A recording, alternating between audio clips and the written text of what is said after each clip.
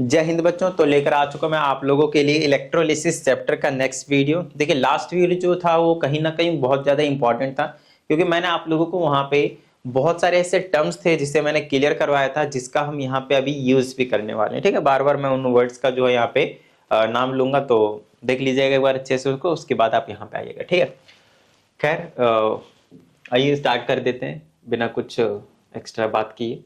सबसे पहले हम पढ़ेंगे यहाँ पे आज हम इलेक्ट्रोलिटिक डिसोसिएशन के बारे में। फिर हम पढ़ेंगे बड़ा ही एक इंपॉर्टेंट टॉपिक जिसे हम बोलते हैं सेलेक्टिव डिस्चार्ज ऑफ आयंस। ठीक है ना, किस तरीके से होते हैं सेलेक्टेड डिस्चार्ज का आयन। ठीक है ना, कि आई मीन सेलेक्टेड आयंस का डिस्चार्ज कैसे होता है वो बेसिकली हम डिस्कस करेंगे, है ना। और यहाँ पे जो वर्ड प्रेफरेंशियल था उसका मतलब सिलेक्टेड है ना, पर्टिकुलर कुछ सिलेक्टेड चीजें, प्रेफरेंस किसको मिलेगा उसकी बात करेगा। खैर वो हम देख लेंगे, अभी हम फिलहाल बात करते हैं यहाँ पे थ्योरी ऑफ इलेक्ट्रोलिटिक डिसोसिएशन के। देखिए डिसोसिएशन का मतलब समझ में आता है ना। खैर अभी हम डिफरेंस भी देखेंगे। डिसोसिएशन का मतलब होता है, मान लेते हैं कि NaCl आपके पास कोई आयोनिक कंपाउंड है। आयोनिक कंपाउंड क्या होते हैं? जो आयन से मिलकर बने होते हैं ना, उनके बीच में इलेक्ट्रोस्टैटिक फोर्स ऑफ अट्रैक्शन होते हैं। जैसे कि Na+ और Cl- दोनों के बीच में इलेक्ट्रोस्टैटिक फोर्स था, जिसकी वजह से एक दूसरे के साथ वो क्या हो गए, कंबाइन हो गए, राइट। तो NaCl मॉलिक्यूल बना लिया। अब ये जो NaCl आयोनिक कंपाउंड होता है, उसे अगर हम गलती से वाटर में डाल देते हैं H2O में, तो आपके पास Na+ और Cl- में ये डिसोसिएट हो जाता है। देखिए डिसोसिएट का मतलब होता है ब्रेक डाउन हो जाना, टूट जाना। अरे बस में और कुछ नहीं, ये आपके पास डिसोसिएशन को बताता है। लेकिन एक और वर्ड होता है हमारे पास यहाँ पे, जिसका नाम है आपके पास क्या कहते हैं इसको, आयोनाइजेशन। आयोनाइजेशन थोड़ा सा डिफरेंस होता है डिसोसिएशन से, वो भी हम अभी डिस्कस कर लेंगे। खैर डिफरेंस उसको भी छोड़ देते हैं। फिलहाल आपको डिसोसिएशन का मतलब समझ में आ गया होगा कि इसका मतलब होता है आयंस में टूट जाना, तोड़ देना। आई ना बात समझ में? ठीक है, ओके। अब हम बात करते हैं थियोरी ऑफ इलेक्ट्रोलिटिक डिसोसिएशन की। इलेक्ट्रोलिटिक डिसोसिएशन का मतलब है आपके पास आयंस में कन्वर्ट होना, फिर वो आयंस के थ्रू इलेक्ट्रिसिटी को कंडक्ट करवाना। ठीक है ना, उसको हम कहते हैं इलेक्ट्रोलिटिक डिसोसिएशन। जैसे एक पहला वर्ड रखा है यहाँ पे, एन इलेक्ट्रोलाइट ऑन डिसॉल्विंग। देखिए अब इलेक्ट्रोलाइट तो हमने आपको लास्ट वीडियो में क्लियर करवा दिया क्या होता है, राइट। तो इलेक्ट्रोलाइट जो है आपके पास वो क्या, ये आपके पास एक NaCl क्या है, इलेक्ट्रोलाइट है। ठीक है, अब ये क्या करता है आपके पास, on dissolving in water dissociates into free mobile ions. Mobile ions मतलब जो रैंडमली मूव करने वाले मोशन की बात कर रहे हैं, तो ये फ्री मोबाइल आयंस में कन्वर्ट हो जाते हैं, जो मूव करेंगे। ठीक है, जो चार्ज कैरियर की तरह से काम करेंगे, जो करंट को मतलब फ्लो करवाएंगे। एंड अलाउज, देखो लिख दिया ना, and allows the flow of electric current. ठीक है, चलिए सेकेंड पार्ट देखिए। The conductivity of the electrolyte depends upon the concentration of ions in the solution. ये चीज अभी हम आपको समझा देंगे कि किस तरीके से कॉन्सेंट्रेशन पे डिपेंड करता है, और इसी वीडियो में क्लियर हो जाएगी। प्लीज एंड तक देखिएगा। एक एक चीज देखिए, एक चीजें आगे एक से पीछे आपस में थोड़ा सा ऊपर नीचे दिया हुआ है, और उसके अकॉर्डिंग एक्सप्लेन कर रहा हूँ। एक पॉइंट यहां से क्लियर हो जाएंगे, एक पॉइंट को अगले टॉपिक समझना पड़ेगा। तो ये पूरी वीडियो देखिएगा, हर एक डाउट आपका गारंटी के साथ क्लियर कर दूंगा। ठीक है, चलिए इसमें कहा जाता है द सॉल्यूशन रिमेन्स क्या है, in electrolytic equilibrium. What does it mean? आइए मैं आप लोगों को समझाता हूं कि अगर आप बात करते हैं कि आपका जो इलेक्ट्रोलिटिक सॉल्यूशन था, मतलब जो सॉल्यूशन था आपके पास, अगर वो इलेक्ट्रोलिटिक इक्विलिब्रियम में रहता है, what does electrolytic equilibrium mean? सबसे पहले इसको समझेंगे। जैसे कि मैंने आपसे बोला, एक बॉक्स लीजिए जिसमें से एनर्जी बाहर नहीं जा सकता। मैं किसकी बात कर रहा हूं? एनर्जी की। ठीक है, ओके। अब आप क्या कीजिए, 2 कप चाय लीजिए या फिर हॉट कॉफी लीजिए, उसको उसके अंदर बंद कर दीजिए, उस बॉक्स के अंदर उसको बंद कर दीजिए। एनर्जी ध्यान रहे बाहर नहीं जा रहा है, ठीक है ना। और दोनों कप में से मैं आप लोगों को बताता हूं, एक का टेम्परेचर 20 डिग्री सेल्सियस था, वहीं पे दूसरे का टेम्परेचर, चलो हॉट है तो पहले का 40 कर देते, चलो 40 डिग्री सेल्सियस पहले का था। एक कम हॉट है, एक ज्यादा हॉट है, दोनों ही हॉट है, ठीक है ना। एक कप का आपके पास टेम्परेचर 40 डिग्री था, और एक का टेम्परेचर आपके पास 80 डिग्री था, 80 डिग्री, है ना, 80 डिग्री सेल्सियस दोनों का। अब मैं आपसे कहता हूं कि दोनों को बॉक्स में अगर मैंने बंद कर दिया, रख दिया और उसे क्लोज कर दिया, वहां से एनर्जी बाहर नहीं जा सकती। एनर्जी मतलब हीट एनर्जी की बात हो रही है, बाहर नहीं जा सकती और बाहर से अंदर नहीं जा सकती। तो अब आपको बताना है कि थोड़ी देर के बाद, आधे घंटे 1 घंटे के बाद, उसके अंदर का जो टेम्परेचर होगा वो कितना होगा? कितना होगा आप लोगों को लग रहा होगा कितना होगा? एक टाइम के बाद 1 घंटे 2 घंटे 4 घंटे के बाद अगर आप नोटिस करेंगे तो आपको पता चलेगा कि दोनों का टेम्परेचर सेम हो चुका है, और एवरेज निकाल लेंगे तो आपके पास 60 आ जाएगा। तो दोनों का टेम्परेचर आपको 60 देखने को मिलेंगे।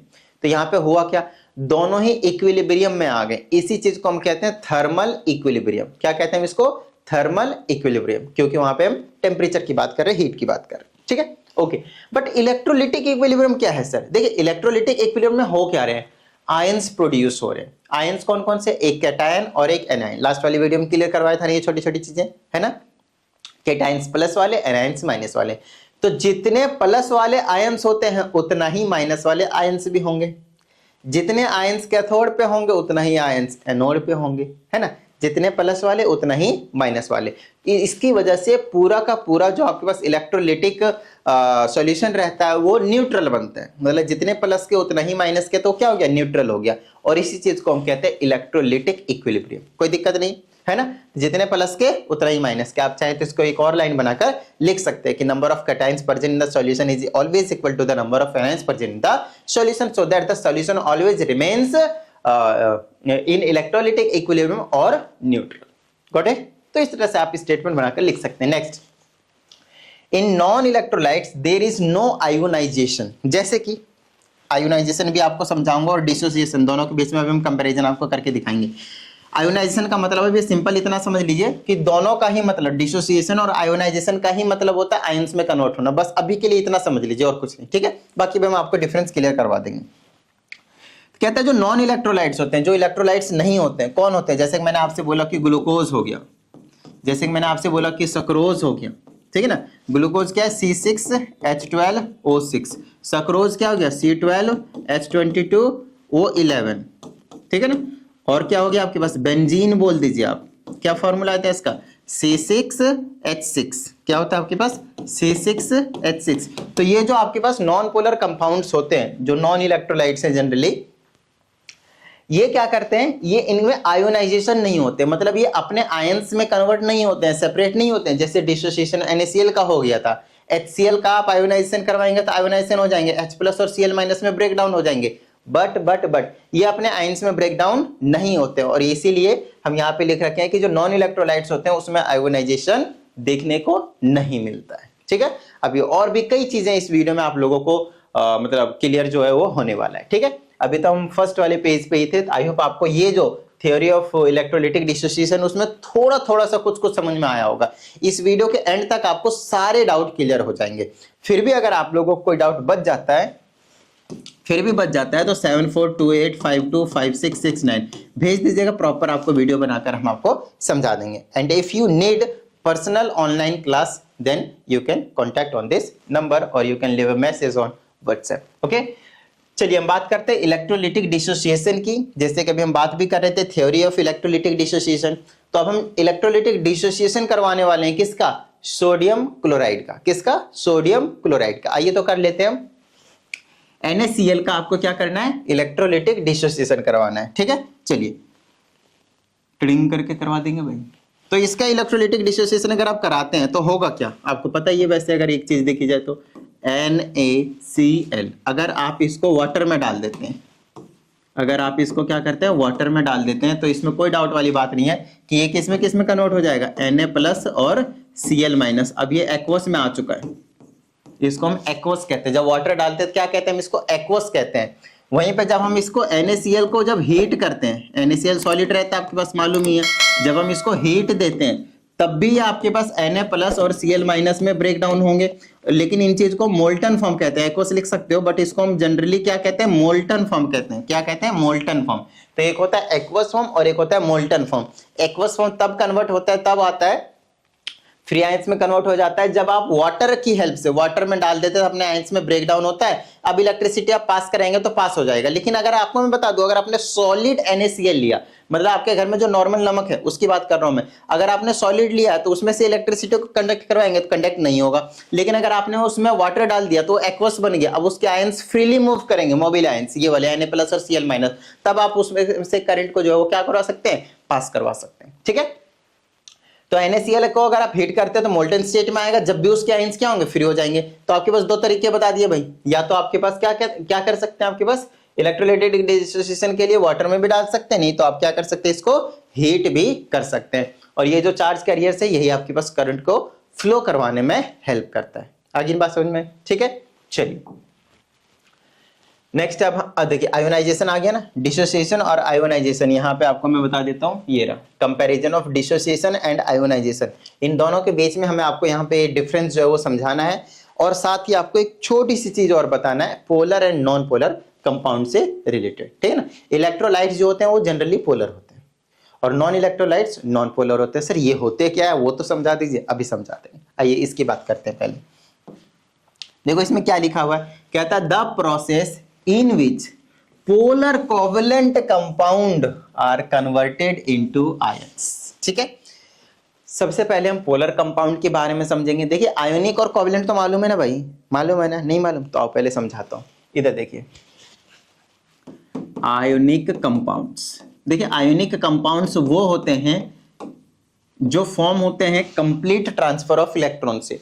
जैसे कि आपके पास सोडियम था, उसने आप बाहर वाले सेल के एक इलेक्ट्रॉन को डोनेट कर दिया क्लोरीन के पास, तो इसके पास 7 इलेक्ट्रॉन्स ऑलरेडी थे, तो एक इसने डोनेट कर दिया तो इसके पास 8 हो गया। तो सोडियम के पास +1 आ गया क्योंकि इसने एक इलेक्ट्रॉन को डोनेट किया है। क्लोरीन के ऊपर -1 आ गया क्योंकि इसने एक इलेक्ट्रॉन को एक्सेप्ट किया है। तो ये प्लस का ये माइनस का दोनों के बीच में एक इलेक्ट्रोस्टैटिक फोर्स ऑफ अट्रैक्शन आया, इलेक्ट्रोस्टैटिक फोर्स ऑफ अट्रैक्शन आया, जिसकी वजह से एक दूसरे को ये क्या करेंगे, अट्रैक्ट करेंगे पॉजिटिव और नेगेटिव चार्ज की वजह से।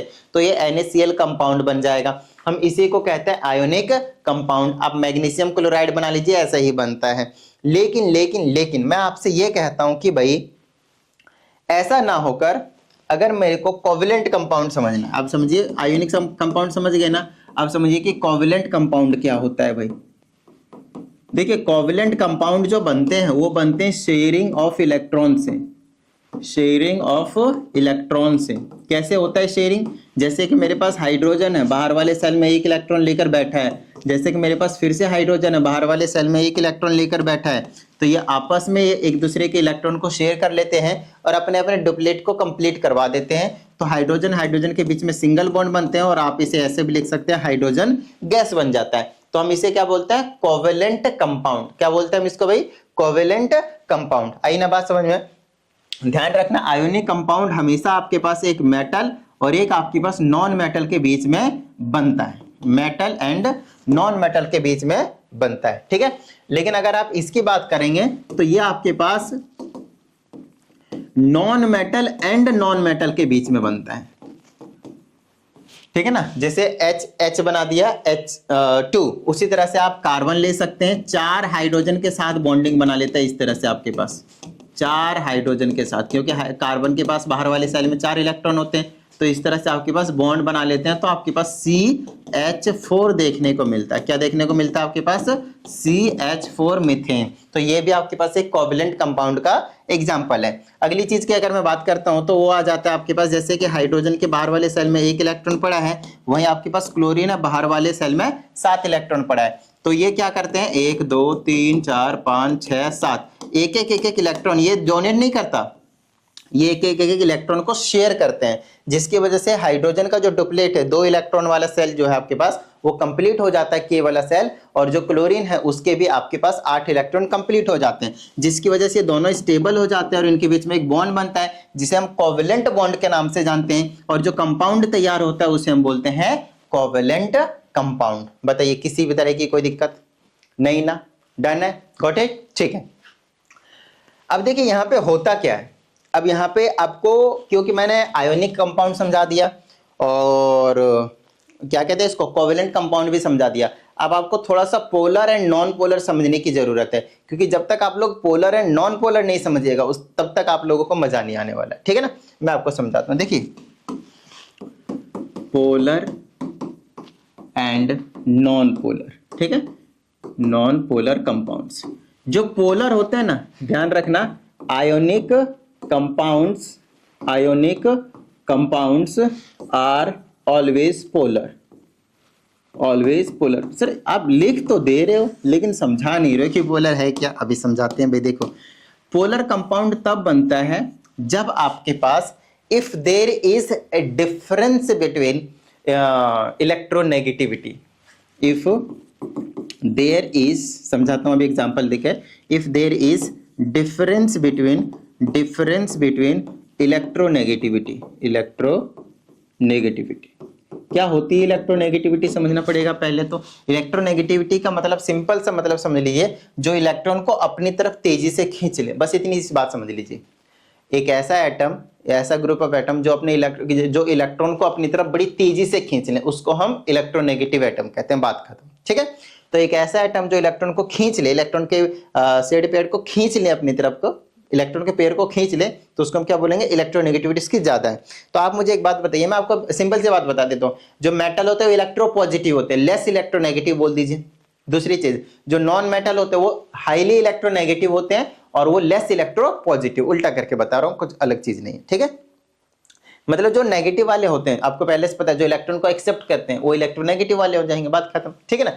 तो जैसे कि मैंने आपसे बोला कि NaCl में कौन इलेक्ट्रॉन को एक्सेप्ट करता है? क्लोरीन। तो क्लोरीन क्या हो जाएगा? इलेक्ट्रोनेगेटिव। और ये क्या हो जाएगा? लेस इलेक्ट्रोनेगेटिव बोलिए, या फिर आप सोडियम, क्योंकि वो मेटल है, तो मेटल आर ऑलवेज इलेक्ट्रोपॉजिटिव, वो इलेक्ट्रॉन को डोनेट करता है, जो कि अब यहाँ पे कर भी रहा है। और ये किसी से बहुत कम माइनर से अट्रैक्ट करता है, करता ही नहीं। आ रही बात समझ में? तो आपके पास सोडियम और क्लोरीन आ गया आपके पास, तो क्लोरीन इलेक्ट्रोनेगेटिव एटम हो गया। तो ये काफी ज्यादा इलेक्ट्रोनेगेटिव है और ये बहुत कम इलेक्ट्रोनेगेटिव है। तो सोडियम और क्लोरीन के बीच में ये इलेक्ट्रॉन को अपनी तरफ बड़ी तेजी से खींचता है, जिसकी वजह से इलेक्ट्रोनेगेटिविटी ज्यादा हो गई और इसकी इलेक्ट्रोनेगेटिविटी कम हो गई। तो दोनों के इलेक्ट्रोनेगेटिविटी के बीच में कुछ ना कुछ डिफरेंस है या नहीं? बोलेंगे हाँ सर है। लो भैया, अगर इलेक्ट्रोनेगेटिविटी में डिफरेंस है तो ये पोलर कंपाउंड है। तो कोई सा भी आप आयोनिक कंपाउंड लीजिएगा, एक मेटल होगा, नॉन मेटल होगा, मेटल इलेक्ट्रॉन को डोनेट करता है, नॉन मेटल इलेक्ट्रॉन को एक्सेप्ट करता है, तो वो पोलर तो 100% ही होगा। आई ना बात समझ में? Got it? बाकी एक आगे चल के आप एक रूल पढ़ेंगे जिसे हम बोलते हैं फजान्स रूल। वहां पे आपको बताया जाएगा कि भाई no compound is 100% ionic and no compound is 100% covalent, है ना। If there is an ionic compound, then there will be some property of covalent compound, and if there is a covalent compound, then there will be some property of ionic compound। लेकिन sir ये क्या confuse याद दिया है? देखो simple सी बात है, 100% की कोई चीज नहीं होती, ना आयोनिक होता है ना कोवलेंट। अगर मान लो कि कोई भी एक NaCl है, तो ये 90% 95% आयोनिक हो सकता है, लेकिन बाकी जो 5-10% बचे हैं वो कोवेलेंट प्रॉपर्टी को शो करते हैं, इलेक्ट्रॉन को शेयरिंग वाली प्रॉपर्टी को शो करते हैं। उसी तरह से कोवेलेंट के साथ होता है, 100% इलेक्ट्रॉन की शेयरिंग वाली प्रॉपर्टी नहीं दिखाते, इलेक्ट्रॉन को थोड़ा सा डोनेट, थोड़ा सा एक्सेप्ट करने वाली प्रॉपर्टी भी वहां पे आ जाती है, ठीक है।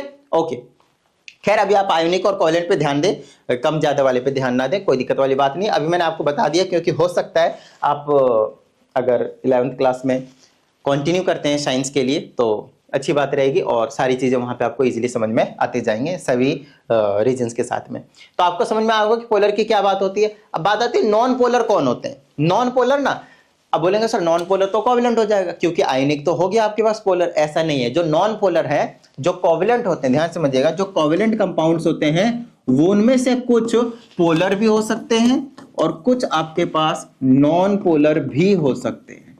लो, कुछ पोलर हो सकते हैं और उनमें से कुछ आपके पास नॉन पोलर भी हो सकते हैं। आई ना बात समझ में? पोलर एंड नॉन पोलर, ठीक है, इतनी बात डन है। चलिए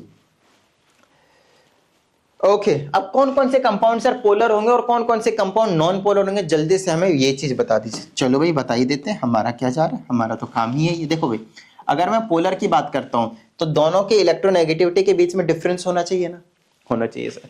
तो आप सबसे बेस्ट एग्जांपल लीजिए HCl। किसका लीजिए आप? HCl। आई ना बात समझ में? तो इस HCl को अगर आप देखेंगे तो हाइड्रोजन ना थोड़ा सा इलेक्ट्रॉन को देने की टेंडेंसी रखता है, या फिर आप इसे लेस इलेक्ट्रोनेगेटिव कह सकते हैं, लेकिन क्लोरीन बड़ी तेजी से खींचता है। पूरे पीरियोडिक टेबल में फोन कॉल से याद रखिएगा, ये आपके पास फ्लोरीन, ऑक्सीजन, नाइट्रोजन, क्लोरीन सबसे ज्यादा, ये फिर ये फिर ये फिर और फिर आपके पास ये आता है, इनकी इलेक्ट्रोनेगेटिविटी ज्यादा होती है। तो क्लोरीन भी कहीं ना कहीं चौथे नंबर में आ रहा है, लेकिन बहुत ज्यादा इलेक्ट्रोनेगेटिव है हाइड्रोजन के मुकाबले। तो ये इलेक्ट्रॉन को अपनी तरफ खींच लेता है, ये क्या बन जाता है आपके पास?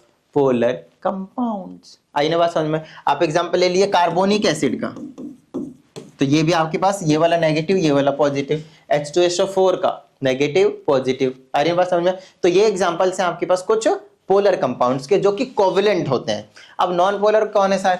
तो फटाफट ले लो, हाइड्रोजन ले लो, ऑक्सीजन ले लो, नाइट्रोजन ले लो, समझ रहे हैं, मीथेन गैस ले लें, एक्सेट्रा एक्सेट्रा, दुनिया भर की चीजें आपके पास। तो इनको हम कहते हैं नॉन पोलर भाई। बताइए किसी भी तरह की कोई दिक्कत? ठीक है ना। पोलर में आपके पास NH3 भी आता है, वैसे तो कोई दिक्कत वाली बात है, क्योंकि नाइट्रोजन काफी ज्यादा वहां पे क्या होते हैं, इलेक्ट्रोनेगेटिव होते हैं। बताइए यहां तक समझ में आई ना? थोड़ा सा पोलर और नॉन पोलर समझ में आ गया होगा। वैसे हम कर क्या रहे थे, जो पोलर और नॉन पोलर पे भटक गए थे, ये कर रहे थे आयोनाइजेशन। अब आपको यहाँ पे समझ में आ जाएंगे इजीली आयोनाइजेशन क्या होते हैं। अब यहाँ पे हम कह रहे हैं process in which polar covalent compound, अभी समझा नहीं कि कोवेलेंट कंपाउंड दो होते हैं, पोलर भी हो सकते हैं नॉन पोलर। तो नॉन पोलर तो आयोनाइजेशन शो नहीं करते, ओपी से थ्योरी ऑफ इलेक्ट्रोलाइटिक डिसोसिएशन में आपको हमने करवा दिया। तो जो पोलर होते हैं, समझ रहे हैं, नॉन पोलर तो शो नहीं करता, लेकिन जो पोलर होते हैं वो आयोनाइजेशन शो करते हैं। आई ना बात समझ में? अब आयोनाइजेशन का क्या मतलब है? आयोनाइजेशन का मतलब है कि जो पोलर कोवेलेंट कंपाउंड होते हैं, अगर वो अपने आयंस में कन्वर्ट हैं तो हम उसे आयोनाइजेशन कहते हैं। लेकिन सर फिर डिसोसिएशन भी तो यही था? नहीं, डिसोसिएशन ये नहीं था। डिसोसिएशन था आपके पास आयोनिक कंपाउंड को अगर आपने वाटर में डाला और वो आपके अपने आयंस में ब्रेक डाउन हुआ है, तब हम उसको डिसोसिएट बोलते हैं। तो आयोनिक कंपाउंड को अगर हम सेपरेट करते हैं उनके पर्टिकुलर कॉन्स्टिट्यूएंट आयंस में, तब हम उसे क्या कहते हैं, dissociation. While if you convert polar covalent compound into its constituent ions, तब हम इसे क्या कहते हैं आपके पास, आयोनाइजेशन। जैसे कि NaCl लिया, आपने इसमें वाटर में डाल दिया, एक्वस के फॉर्म में बना लेगा, तो Na प्लस और Cl माइनस में कन्वर्ट हुआ, इसे हम डिसोसिएशन कहेंगे। क्या कहेंगे हम इसे? डिसोसिएशन कहेंगे। आई बात समझ में? वहीं पे अगर आप लोगों ने HCl ले लिया और उसको अगर आपने वाटर में डाल दिया, तो ये H प्लस और Cl माइनस में कन्वर्ट होगा, आप इसे आयोनाइजेशन कहेंगे। बताइए किसी भी तरह की कोई दिक्कत नहीं ना? ठीक है ना। अब जैसे कि वाटर है H2O का आपने H2O में ही डाला और ये अगर डिसोसिएट हो गया इलेक्ट्रिसिटी वगैरह देकर, तो H प्लस और OH माइनस में आपके पास टूट जाएगा ये, तो और बाद में ये H प्लस वापिस H2O के साथ कंबाइन करके एक्चुअल में H3O पॉजिटिव और OH माइनस देता है। तो फिलहाल आप इतना समझ लीजिए, अगर ये समझ में नहीं आया तो ये वाला भी आपके पास आयोनाइजेशन का ही एग्जाम्पल आएगा। आई ना बात समझ में?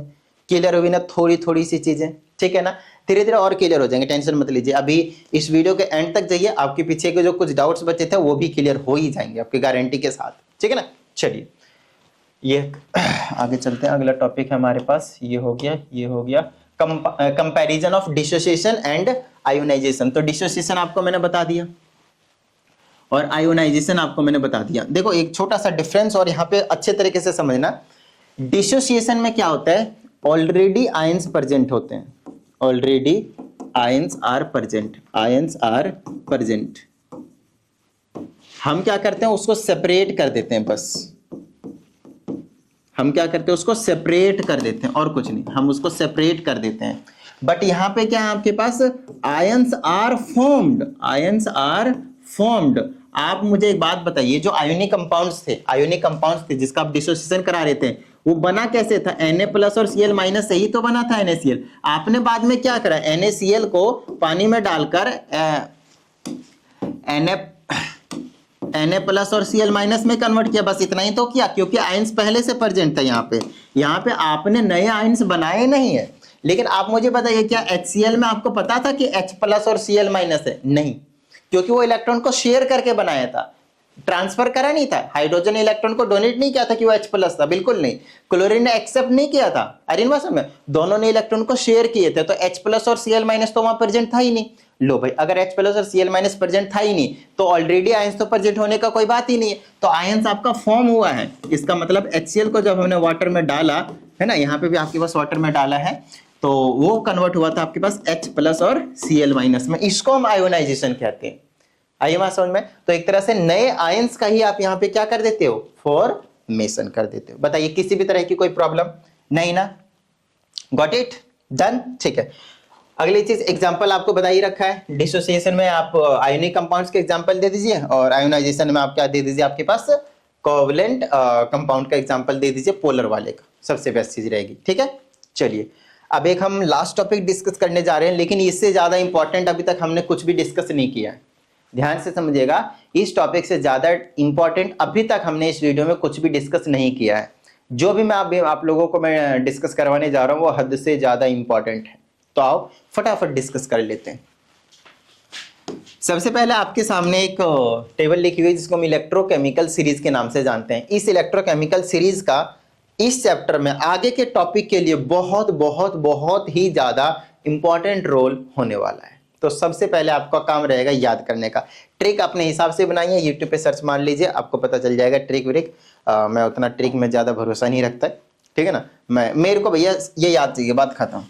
मेरे को ये याद चाहिए और कुछ नहीं मेरे को चाहिए।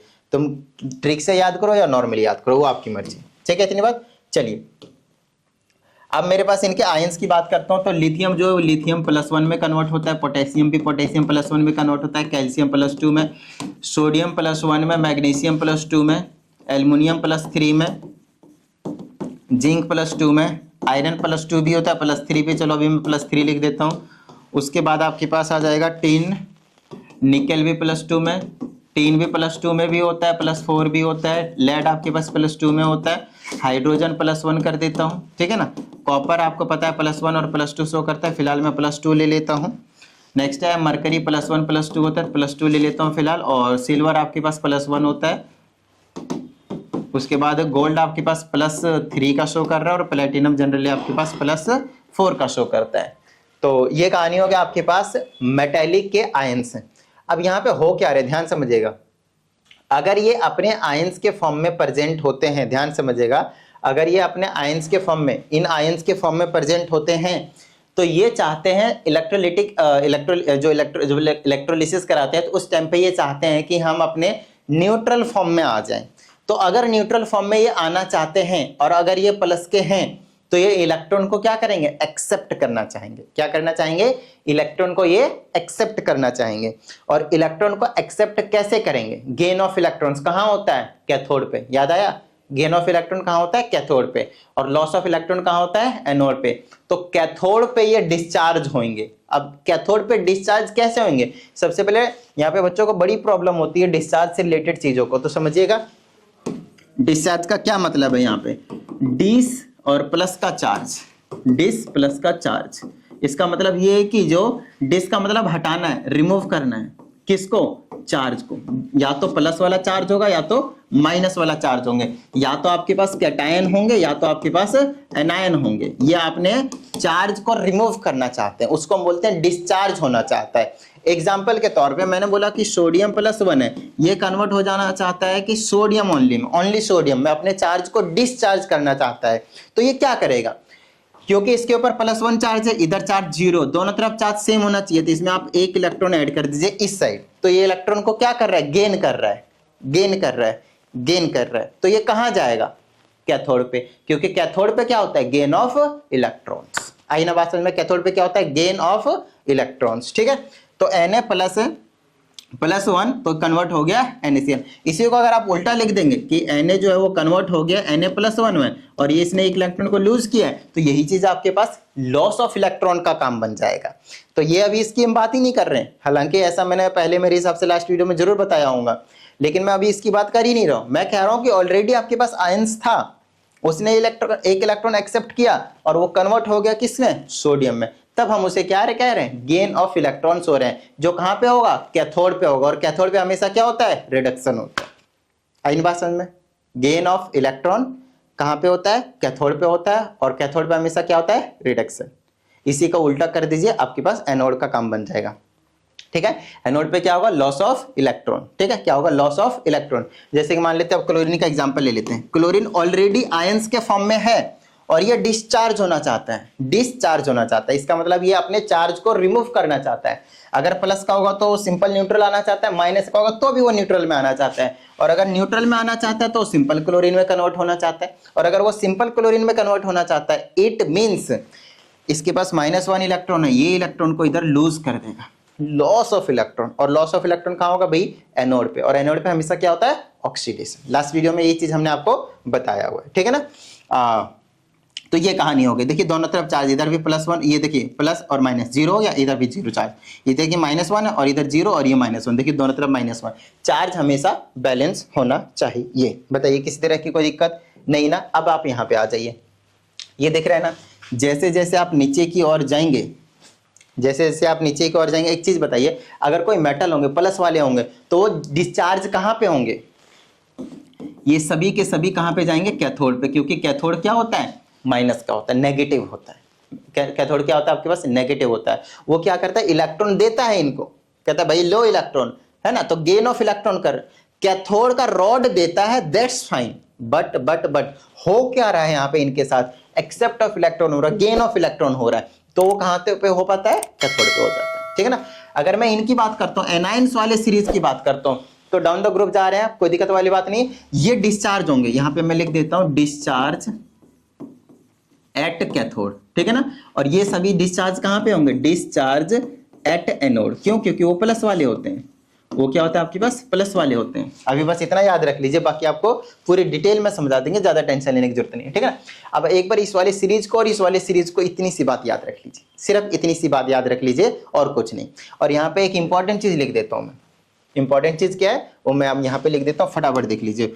यहाँ पे लिख देता हूँ मैं, very very very important point लिखने जा रहा हूँ, नोट डालकर लिखिएगा इसको,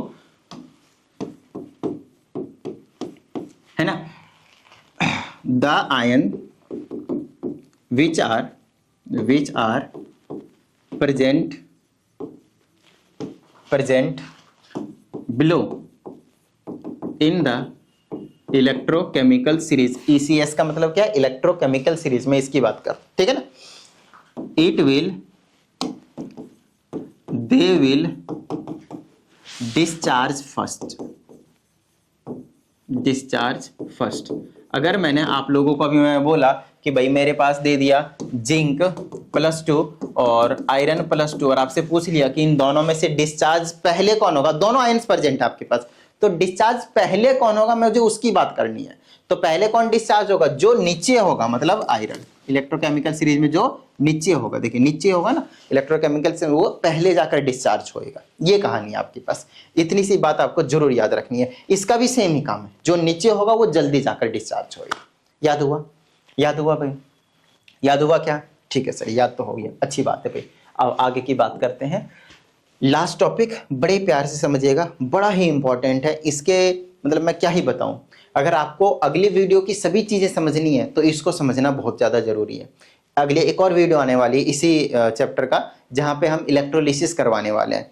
आई थिंक एक तो लेड ब्रोमाइड का है आपके पास, दूसरा आपके पास एसिडिफाइड वाटर का है, और एक और कोई सा था आपके में, शायद कॉपर सल्फेट सॉल्यूशन वगैरह का है, ठीक है ना। वो कोई दिक्कत वाली बात नहीं, किसी का भी होगा तुरंत 2 मिनट में समझ में आ जाएंगे, 2 मिनट में समझा दूंगा मैं, अगर आपको ये सारी चीजें समझ में आ रही है तो, ठीक है। चलिए अब देखिए, प्रेफरेंशियल का मतलब क्या होता है? प्रायोरिटी, है ना। आप किसको पहले कौन आएगा, प्रायोरिटी की बात कर रहे हैं। सिलेक्टेड का मतलब सिलेक्टेड चीजें, दोनों का मतलब सेम ही यहाँ पे, और कुछ नहीं, कि पहले कौन आएगा कहाँ पे? डिस्चार्ज होने के लिए, यही चीज की बात कर रहे हैं अभी हमने आपको बता दिया, जो सीरीज में नीचे होगा वो सबसे पहले डिस्चार्ज होगा, ये चीज तो हमने आपको पहले बता दिया। अब हमसे इसमें कहा जाता है कि वो 3 चीजों पे डिपेंड करता है, एक चीजों पे नहीं कि पोजीशन पे नहीं, पोजीशन पे डिपेंड करता है दैट्स फाइन, बट सिर्फ पोजीशन पे डिपेंड करता है दैट्स नॉट फाइन। आइए बात समझ, ध्यान समझिएगा।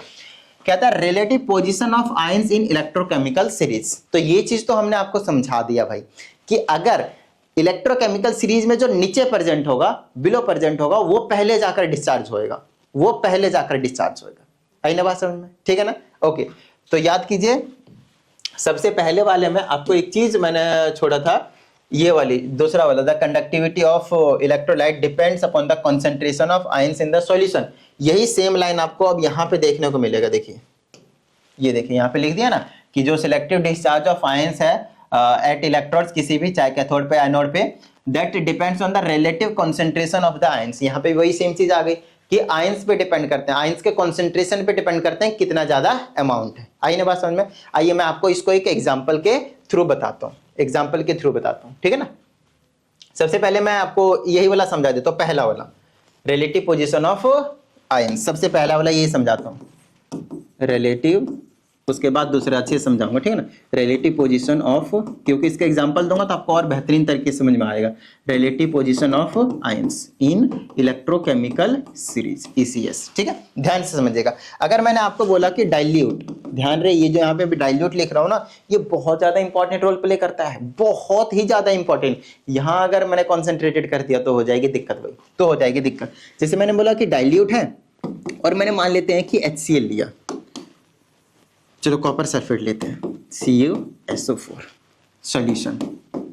अब आप मुझे बस इतनी सी बात बताइएगा कि अगर डाइल्यूट लिया और कॉपर सल्फेट का सॉल्यूशन है तो इसमें कौन कौन सा आयंस होगा। सबसे पहले आप मुझे बस इतनी सी बात बता दीजिए कौन कौन से आयंस होंगे, ठीक है, ध्यान समझिएगा। सबसे पहले तो आप कॉपर को तोड़ेंगे, सल्फेट को मतलब, तो कॉपर सल्फेट टूट जाएगा, कॉपर +2 और सल्फेट आयंस में, बोलिए हाँ या नहीं। भैया आपके पास सॉल्यूशन था, सिर्फ कॉपर सल्फेट नहीं था, सॉलिड वाला सॉल्यूशन था, इसका मतलब उसमें पानी भी होगा, वाटर भी होगा, तो H2O टूट जाएगा आपके पास H+ और OH- में। बताइए किसी भी तरह की कोई दिक्कत। यहां से आपको बेहतरीन तरीके से पहला वाला जो एग्जांपल है वो अच्छे तरीके से समझ में आ जाएगा, ठीक है, ओके।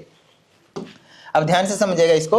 अब देखिए यहाँ पे कैटायंस कौन कौन से हैं और एनायंस कौन कौन से हैं वो देख लीजिए। आपके पास ये आपके पास कैटायन है कॉपर +2 एंड H+, ये आपके पास कैटायंस हैं, ठीक है, और ये आपके पास एनायंस हैं। जो प्लस वाले होते हैं वो कहां पे डिस्चार्ज होते हैं, कहां पे डिस्चार्ज होते हैं, माइनस वाले के पास। माइनस वाला कौन था, कैथोड, ठीक है, ओके। अब ये डिस्चार्ज होने जाएगा कैथोड के पास, ये डिस्चार्ज होने जाएगा कैथोड के पास। और माइनस वाले कौन कौन से हैं, SO4 2- और OH-, ये डिस्चार्ज होने के लिए जाएंगे एनोड के पास। ये डिस्चार्ज होने के लिए कहां जाएंगे, एनोड के पास। लेकिन सर पहले कौन जाएगा, इन दोनों में रेस लगेगी तो कौन जीतेगा, तो जीतेगा वही जो इलेक्ट्रोकेमिकल सीरीज में नीचे होगा। लेकिन कंडीशन ये है, ध्यान रहे, ये दोनों चीज अभी कांस्टेंट हैं। जब आपने पहले की बात करी रिलेटिव पोजीशन ऑफ आयंस की, तो इन दोनों चीजों की हम बिल्कुल कांस्टेंट रखने, फिक्स रह रहे हैं, ना कम कर रहे ना ज्यादा कर रहे, तब वैसे नहीं भाई, है ना, रिलेटिव पोजीशन ऑफ आयंस। तो अब इन दोनों में से जो नीचे होगा, इलेक्ट्रोकेमिकल सीरीज के नीचे होगा, डाउन होगा, बिलो होगा, वो सबसे पहले जाकर डिस्चार्ज होएगा। आई ना बात समझ में। अब अगर आप इलेक्ट्रोकेमिकल सीरीज में देखना चाहते हैं कि नीचे कौन है, हाइड्रोजन और कॉपर में, तो आपको पता चलेगा कि कॉपर है नीचे, तो पहले जाकर कॉपर डिस्चार्ज होएगा। कोई दिक्कत नहीं भाई, शाबाश। चलो अच्छा, अब एनायंस की बात करते हैं तो एनोड पे जाकर डिस्चार्ज होंगे। लेकिन बात आती है कि दोनों में से पहले कौन डिस्चार्ज होएगा, पहले कौन डिस्चार्ज होएगा, तो सर इनमें से जो इलेक्ट्रोकेमिकल सीरीज में नीचे होगा वही डिस्चार्ज होएगा। अगर आपको याद हो, ये सबसे ऊपर था और ये सबसे नीचे था, नहीं पता, लो देख लो, ये देखो, ये सबसे ऊपर है, ये सबसे नीचे है, तो जो सबसे नीचे वही सबसे पहले जाकर डिस्चार्ज होएगा। कोई दिक्कत नहीं, बिल्कुल नहीं। चलिए बहुत अच्छी बात है, आइए अगले एग्जाम्पल की बात करते हैं। अगर आप दूसरे की बात करते हैं, कॉन्सेंट्रेशन वाला, चलिए उस कॉन्सेंट्रेशन वाले भी बाद में, एक और एग्जांपल ले लेते हैं डाइल्यूट HCl के। किसके एग्जांपल ले लेते हैं, डाइल्यूट HCl के। लेकिन डाइल्यूट HCl का क्या ले लेते हैं हम यहाँ पे, सॉल्यूशन। क्या ले लेते हैं हम यहाँ पे, सॉल्यूशन। अब यहाँ पे अगर मैं HCl को तोड़ा तो किसमें कन्वर्ट होगा, वो H+ एंड Cl- में, H+ एंड Cl- में। लेकिन सर सॉल्यूशन लिया तो उसमें पानी भी होगा, वाटर भी होगा, और वाटर से हमें H+ और OH- मिलने वाला है, H+ और OH-। आप यहाँ पे H2SO4 भी ले सकते थे, डाइल्यूट वाला, ठीक है ना, कोई दिक्कत वाली बात नहीं थी, ओके। अब देखिएगा सर क्या हो रहा है, कैटायंस कौन कौन से हैं। अगर मैंने कैटायंस की बात करी तो कौन कौन से हैं, ओनली H+ है ओनली, है ना। और अगर मैंने एनायंस की बात करी, तो वो क्या है आपके पास, क्लोरीन- एंड OH-। अब आप मुझे बताओ, ये जो प्लस वाला है वो कहां पे डिस्चार्ज होगा, वो डिस्चार्ज होगा कैथोड पे, और ये कहां पे, एनोड पे। बताइए किसी तरह की कोई दिक्कत नहीं सर, कोई दिक्कत नहीं है, ठीक है। अब ध्यान से समझिएगा इसको, अब आप इसको यहाँ पे ध्यान से समझिएगा, ठीक है ना। कैटायंस है, H+ ओनली है, तो भैया ये तो अकेला है, तो इसमें तो कोई डाउट वाली बात ही नहीं है। यहाँ भी H+, यहाँ भी H+, दोनों तो सेम है, तो भेज दीजिए कोई सा भी, कोई दिक्कत वाली बात नहीं है। लेकिन एनायंस की अगर मैं बात करता हूँ तो क्लोरीन- और OH- है। अगर क्लोरीन- और OH- इन दोनों में रेस लगेगी, कौन जीतेगा, जो इलेक्ट्रोकेमिकल सीरीज में नीचे होएगा, जो इलेक्ट्रोकेमिकल सीरीज में नीचे होएगा। कोई दिक्कत नहीं, ठीक है, ओके। तो नीचे कौन था, OH-, हमेशा OH- अगर आया तो वही जीतेगा। चलो भाई, यहां तक मेरे हिसाब से आप लोगों को कोई दिक्कत नहीं आनी चाहिए, ठीक है। अगर आती है तो आपको मैंने पहले ही बता रखा, भेज देना भाई, करवा देंगे काम, ठीक है ना। चलो कर देना व्हाट्सएप। अब बात आती है हमारे पास अगले की, जहां पे हम बात करेंगे कॉन्सेंट्रेशन पे कैसे डिपेंड करता है। अगर किसी आयंस का कॉन्सेंट्रेशन ज्यादा हो जाए सॉल्यूशन में, जैसे कि मैंने वाटर की बात करी, इसमें वाटर है, लेकिन मैंने बोला कि इसमें वाटर के जितने भी आयंस थे, जैसे कि H+ और Cl-, H+ और अरे रे H प्लस और Cl माइनस कैसे कर दिया भाई, H प्लस और OH माइनस। और मैंने यहां पे क्या लिया, कॉन्सेंट्रेटेड NaCl सॉल्यूशन लिया। ध्यान समझिएगा, मैंने यहां पे सोडियम क्लोराइड बहुत ज्यादा मात्रा में डाल दिया, बहुत ज्यादा मात्रा में। ये एक ऐसा सॉल्यूशन है जो कॉन्सेंट्रेटेड है। कॉन्सेंट्रेटेड मतलब उसमें NaCl की क्वांटिटी बहुत ही ज्यादा है। इसको अच्छे से समझिएगा।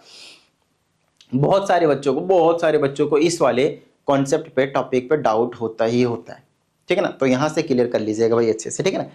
जैसे मैंने NaCl का, तो पहले आप क्या कीजिए, एनाइंस और कैटाइंस पता कीजिए, क्योंकि एनाइंस और कैटाइंस के बिना बात नहीं बनेगी, ठीक है ना। तो सबसे पहले NaCl को तोड़ दीजिए, किस में टूटेगा, Na प्लस और Cl माइनस में। फिर आप H2O को तोड़ दीजिए, किस में, H प्लस और Cl, यार मैं क्या कर रहा हूँ, OH माइनस में, ठीक है ना। तो अब यहाँ पे कैटाइंस कौन कौन से हैं वो देखिए, Na plus H plus. Anions कौन कौन से हैं वो देखिए, Cl माइनस OH माइनस। अब आप लोग यहाँ पे आंसर मुझे गलत बताइएगा, मुझे पूरा भरोसा है, मैं आपको समझाता हूँ कैसे। आप मुझे बताइए, ये दोनों ही डिस्चार्ज होंगे कहाँ पे जाकर, कैथोड पे। फिर इन दोनों के बीच में रेस लगेगी, तो कौन जीतेगा, आप बोलोगे सर हाइड्रोजन। क्यों, क्योंकि हाइड्रोजन नीचे आता है सीरीज में, और यहीं पे आप गलत हो जाएंगे, आप यहीं पे गलत हो जाएंगे। बोले सर अभी तो आपने यही बताया और अब आप बदल रहे हो, ये तो गलत बात है। हाँ, बात तो गलत है, लेकिन आपने एक चीज पे ध्यान नहीं दिया कि अगर हम कॉन्सेंट्रेशन ऑफ आयंस को ज्यादा कर देते हैं, जो कि यहाँ पे कॉन्सेंट्रेटेड NaCl सॉल्यूशन था, तो Na का जो कॉन्सेंट्रेशन है वो बहुत ज्यादा है, और Cl का जो कॉन्सेंट्रेशन है वो भी बहुत ज्यादा है। तो आपके पास इसकी कॉन्सेंट्रेशन और इसकी कॉन्सेंट्रेशन में से किसकी कॉन्सेंट्रेशन ज्यादा दिख रही है, Na प्लस की। और जिसकी कॉन्सेंट्रेशन ज्यादा दिखेगी वो सबसे पहले जाकर डिस्चार्ज होएगा। तो अब की बार यहाँ पे H प्लस आंसर नहीं आएगा, Na प्लस आंसर आएगा। आई ना बात समझ में, बिल्कुल दिमाग में इसको घुसा ना, क्या बताऊं मैं, रख दीजिए एकदम, जाने मत दीजिएगा बाहर, ठीक है। दूसरे की बात करते हैं, नेगेटिव वाले नो डाउट एनोड पे जाकर डिस्चार्ज होंगे भाई, एनोड पे जाकर डिस्चार्ज होंगे। तो आप मुझे बस बता दीजिए इतनी सी बात कि दोनों में से कौन सा डिस्चार्ज होगा। सर OH माइनस नीचे आता है, वो जाके सबसे पहले डिस्चार्ज होगा। गलत, अभी तो बताया भाई कि इन दोनों में से कॉन्सेंट्रेशन किसकी ज्यादा है, नो डाउट। क्योंकि अच्छा कॉन्सेंट्रेशन किसकी ज्यादा हमें पता कैसे चलेगा भाई, गिवन होंगे क्वेश्चन में। जैसे यहाँ पे मैंने तुम्हें दिया, क्या पिछले वाले में दिया, नहीं। इसीलिए मैं आप लोगों को कह रहा था कि जब मैं यहाँ पे एग्जाम्पल ले रहा था, यहाँ पे मैं जब आपके पास एग्जाम्पल ले रहा था और जब मैं डाइल्यूट लिख रहा था, तब मैंने आपसे बोला था कि डाइल्यूट बड़ा इंपॉर्टेंट रोल प्ले करेगा। यहाँ पे जब मैं डाइल्यूट लिख रहा था तब आपके पास बड़ा इंपॉर्टेंट रोल प्ले कर रहा था, क्योंकि यहाँ पे डाइल्यूट लिख रहा था, वहां पे कॉन्सेंट्रेटेड नहीं था, तो वहां पे आपके पास कॉन्सेंट्रेशन आयंस की ज्यादा नहीं थी, आयंस का कॉन्सेंट्रेशन ज्यादा नहीं था। आई ना बात समझ में, ठीक है, चलिए बहुत अच्छी बात है। और यहाँ पे कॉन्सेंट्रेशन का जो आयंस है वो बहुत ज्यादा है, किसका, Na का, as compare to H plus. तो ये नीचे होते हुए भी पहले जाकर डिस्चार्ज नहीं होगा, पहले Na प्लस डिस्चार्ज होंगे। सिमिलरली इन दोनों में से इसका कॉन्सेंट्रेशन ज्यादा है, तो ये नीचे होते हुए भी ये क्या जाएगा, ये पहले जाकर डिस्चार्ज हो जाएगा एट कैथोड। बताइए किस तरह की कोई दिक्कत नहीं ना। और डिस्चार्ज कैसे होगा भैया, या तो इलेक्ट्रॉन लेगा या तो इलेक्ट्रॉन देगा। कैथोड पे इलेक्ट्रॉन लेगा, जैसे ये कैथोड पे जा रही है, इलेक्ट्रॉन का एक्सेप्ट करेगा, Na बन जाएगा। Cl माइनस इलेक्ट्रॉन को लूज करेगा, Cl बन जाएगा, बात खत्म।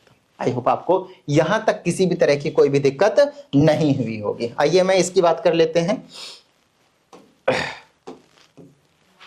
अब हम बात करेंगे तीसरा, दूसरी वाली चीज भी हमने आपको, कॉन्सेंट्रेशन वाला भी कंसेप्ट आप लोगों को मैंने समझा दिया। अब हम बात कर रहे हैं इसकी, द नेचर ऑफ इलेक्ट्रोड्स। देखिए इलेक्ट्रोड्स यहाँ पे आपको दो तरह के देखने को मिलते हैं, एक एक्टिव एक इनएक्टिव, एक है ना, एक रिएक्टिव एक नॉन रिएक्टिव। और नॉन रिएक्टिव वाले को हम यहाँ पे इनर्ट इलेक्ट्रोड के नाम से जानते हैं। तो अगर मैं इनर्ट की बात करता हूँ तो जनरली आपको यहाँ पे ग्रेफाइट का देखने को मिलेगा, जो कि कार्बन का एलोट्रॉफ होता है। और दूसरा आपके पास प्लेटिनम भी, आपके पास प्लेटिनम भी आप, अरे पेटेलिटम लिख रहा हूँ मैं, अरे भाई नहीं प्लेटिनम, ठीक है। ये भी आपके पास, इनके जो इलेक्ट्रोड्स होते हैं वो आपके पास इनर्ट होते हैं, नॉन रिएक्टिव होते हैं, सॉल्यूशन के साथ रिएक्ट नहीं करते हैं, ठीक है। और इनका इफेक्ट आपको बहुत बेहतरीन तरीके से मैं अगली वीडियो में समझा पाऊंगा। रीजन, क्योंकि वहां पे मैं आप लोगों को इलेक्ट्रोलिसिस करके दिखाऊंगा अलग अलग रॉड लेकर, तब आपको बेहतरीन तरीके से समझ में आएगा। बट इतना समझ में आना चाहिए आप लोगों को कि अगर इनर्ट होगा तो सॉल्यूशन जो होंगे, इलेक्ट्रोलाइट्स होंगे, वो पार्टिसिपेट नहीं करेंगे रिएक्शन में, ये वाले पार्टिसिपेट नहीं करेंगे उनके रिएक्शन में, ठीक है ना। लेकिन अगर आपके पास इनर्ट नहीं हुआ है ना, ये इनर्ट मतलब नॉन रिएक्टिव, इनर्ट मतलब नॉन रिएक्टिव, नॉन रिएक्टिव।